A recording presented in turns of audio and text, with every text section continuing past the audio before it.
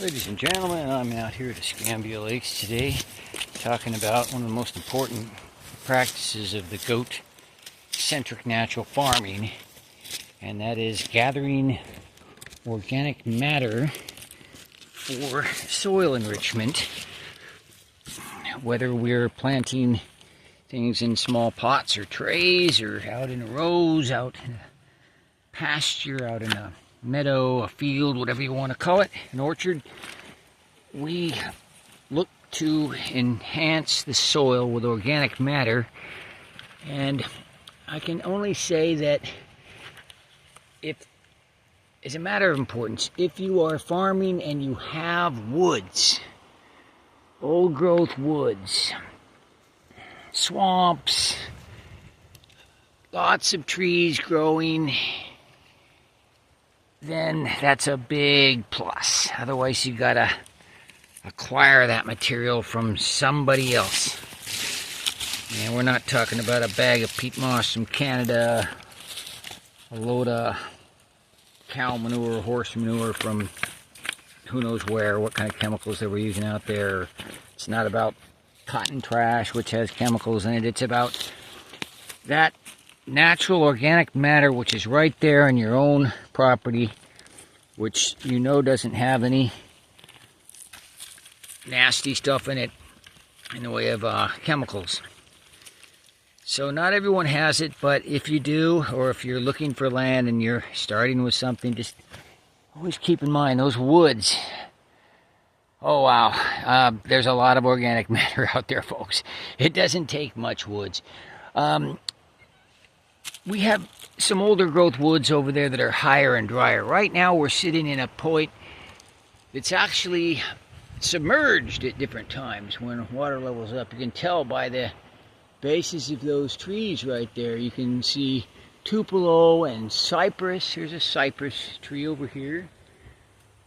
You can see that water does stand up here sometimes, and indeed it's been 3 to 4 foot deep here over many months at times. But it hasn't been submerged in a long time. But we come out here, and while we get into these old tree stumps where trees have fallen, and not only the branches, but right where the trunk is, there's often just so much organic matter right there at the bases of these trunks. Sometimes you're reaching down beneath, for as long as you can reach, 3-4 foot down, and you're grabbing all this wonderful, finer organic matter. The coarser stuff can be piled, it can be composted. We're composting all the time. We're burning bigger pieces and getting ash and charcoal and putting that into the mix. But there are times when we want to go out and get the fine stuff. Like today we're going to pot up, let's say a couple hundred pots. In fact, on my task list I've got a lot of things I want to put in pots today. This is really good in that mix. There's also sand, topsoil, composted leaves, goat poops, forestry mulch that's been aged and composted,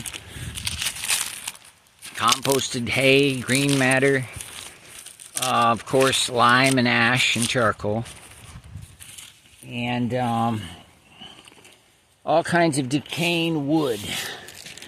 It was just tearing apart a piece over there earlier. Now here's a piece right here that's decayed quite well. There's a lot of broken up matter here. It's already ready to go into, say, a potting mix. Some of the coarser pieces can stay here or go into some other pile, but when these logs lay down like this, typically you've got advanced stages of decay. It's in contact with the soil, and you dig down under there, and you just got an unlimited amount of organic material here. This is sandy soil down beneath, you see right here. So this one trunk right here, this location of this former tree that's fallen and died and everything decayed, this is a source of a lot of material right here mixed with everything else.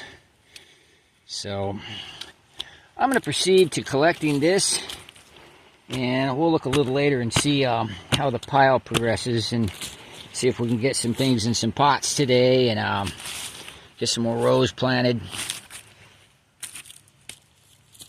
Get progress with the plantings. Oh, it is February the 16th of 2025, and springtime is about ready to explode with green and all kinds of flowers and fruits. Already we're seeing the blueberries in bloom, and